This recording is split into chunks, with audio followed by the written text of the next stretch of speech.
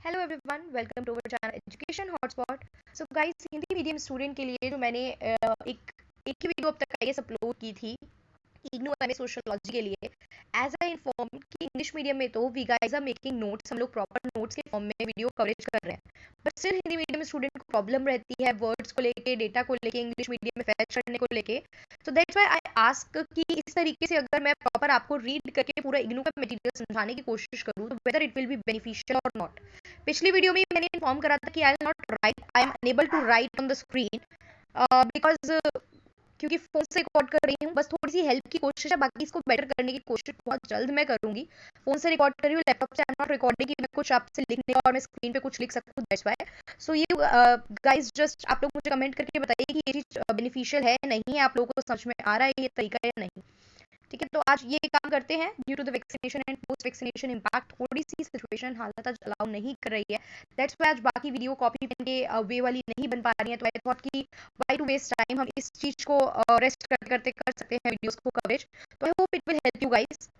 तो यहाँ पे हम लोग जो था अपनी प्रीवियस क्लास में, हम लोगों ने एमएसओ 1 का ब्लॉक फर्स्ट सामाजिक सिद्धांत एवं इसका संदर्भ में 1.1 जो इसकी प्रस्तावना थी उस बारे में बात करी थी। ये पढ़ के हम इतना जान गए थे कि आपकी समाजशास्त्र एक्चुअली में क्या है, और जो आपके जितने भी सोशोलॉजिस्ट होते हैं वो किस तरीके से यहाँ पे स्टडी करते हैं। इसको पढ़ते ही हमने एक बात देखी थी कि जो आपके समाजशास्त्र के जनक जिन्हें कहा जाता है दैट इज अगस्त कॉम्टे। अब समाजशास्त्र किस तरीके से एक सब्जेक्ट के रूप में आपके सामने आई है वो तो आप लोगों ने बीए में पढ़ा होगा कि वहाँ पे फ्रेंच रिवॉल्यूशन हुआ था, फ्रांस की क्रांति आई थी, ठीक है, आपकी औद्योगिक क्रांति आई थी, और ये एनलाइटनमेंट ज्ञानोदय वाला जो पीरियड आया था जब लोगों ने सवाल पूछने स्टार्ट कर दिए थे, क्वेश्चनिंग करनी स्टार्ट कर दी थी, उस पीरियड के थ्रू सोशोलॉजी का एक तरीके से जन्म हुआ हम कह सकते हैं। तब सोशोलॉजी एक समाजशास्त्र एक सब्जेक्ट के रूप में अपने पढ़ना स्टार्ट करा।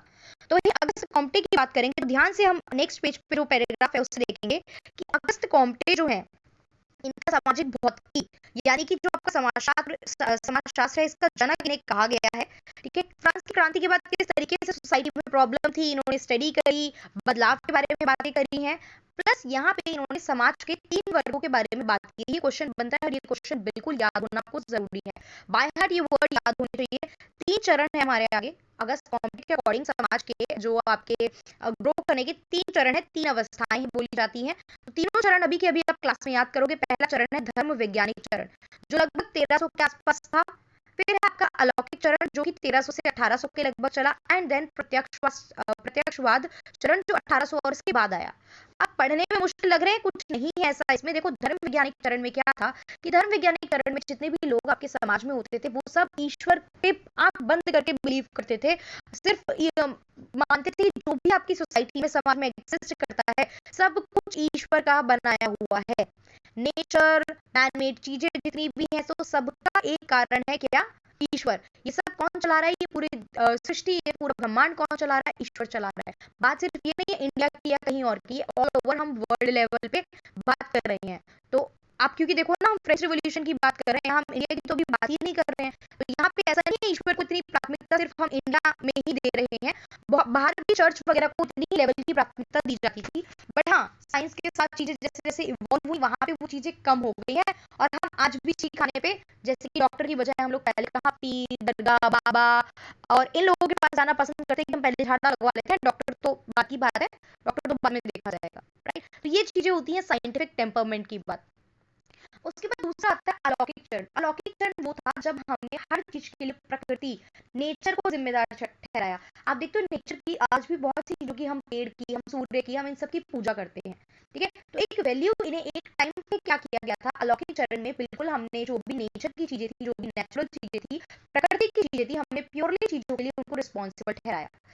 तीसरा जो चरण आता है प्रत्यक्षवाद चरण। प्रत्यक्षवाद चरण में हमने क्या करा, हमने कहा कि भाई ऐसी चीजें यहाँ पे ईश्वर और प्रकृति जैसी चीजों पे बिलीव नहीं किया गया।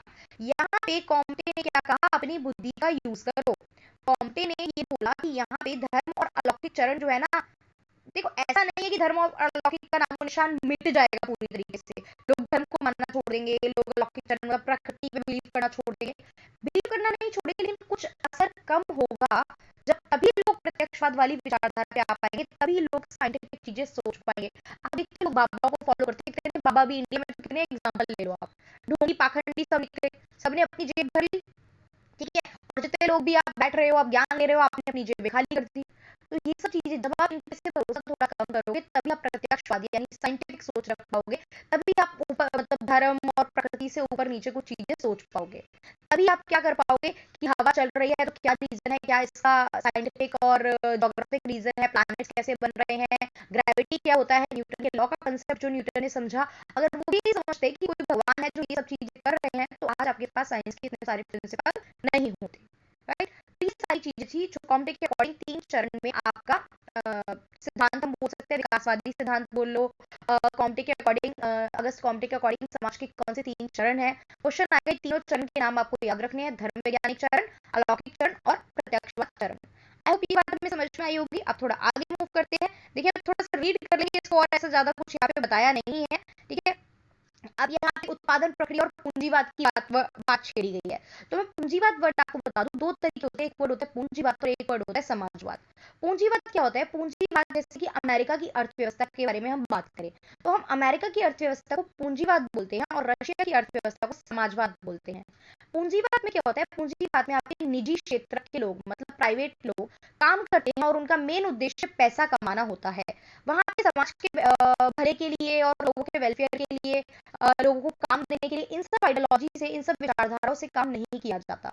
वहीं जो आपका समाजवाद है, समाजवाद में हम सरकार के हाथों में चीजें होती है, सरकार चीजें डिसाइड करती है और समाज के भले के लिए वहां पे काम किया जाता है। ठीक है। तो इंडिया की अर्थव्यवस्था की बात करें तो इंडिया में कैसी अर्थव्यवस्था है? मिश्रित अर्थव्यवस्था। ये थोड़ा सा इकोनॉमिक कंसेप्ट हो गया, बट पूंजीवाद वर्ड यूज हुआ है तो आपको पता होना चाहिए। अब पूंजीवाद के बारे में आगे जाके हम कार्ल मार्क्स पढ़ेंगे तो कार्ल मार्क्स बहुत ज्यादा क्रिटिसाइज करेंगे, बहुत ज्यादा अगेंस्ट बोलेंगे इस पूंजीवाद की प्रक्रिया के, और समाजवाद को समर्थन करते हुए नजर आएंगे। पढ़ेंगे धीरे धीरे हम सारी चीजें। अब बात आती है कि 1.5 की। अब हम क्या क्या पढ़ चुके हैं, हम काफी चीजें यहाँ पे, आई गेस यहाँ पे सम पेज आर मिसिंग।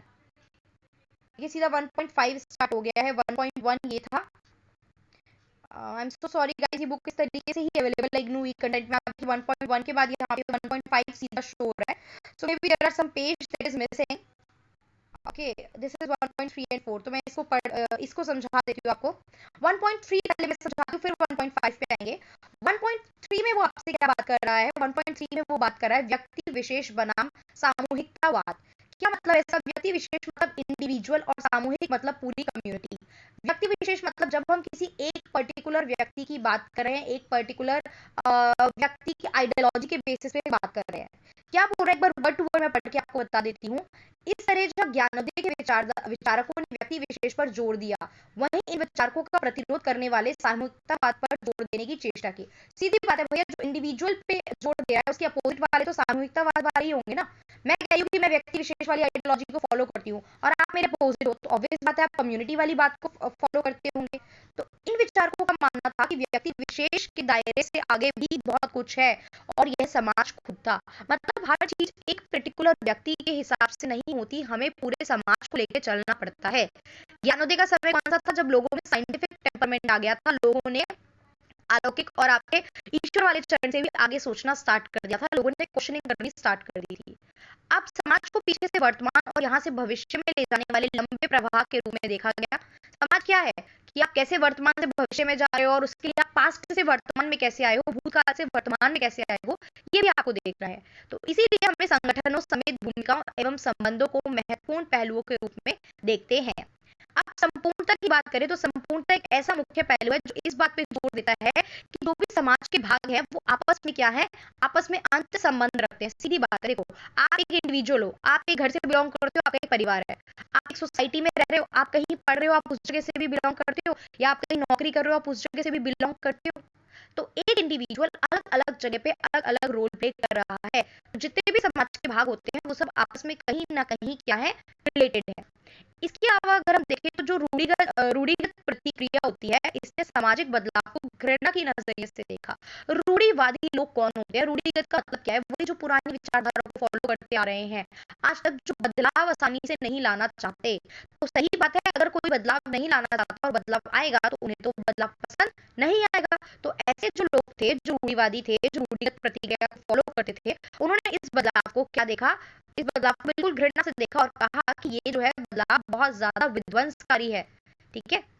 ये प्रॉब्लम उन्होंने दिखाई। वहीं जो उदारवादी लोग थे, लिबरल थे, जिन्होंने फ्रांसीसी क्रांति जो हुई, फ्रेंच की क्रांति हुई, इंडस्ट्रियल रिवॉल्यूशन हुआ, इसको लेके पॉजिटिव विचार रखे। इन्होंने कहा जी बिल्कुल जरूरी थी, इसके होने से काफी फायदे हुए हैं।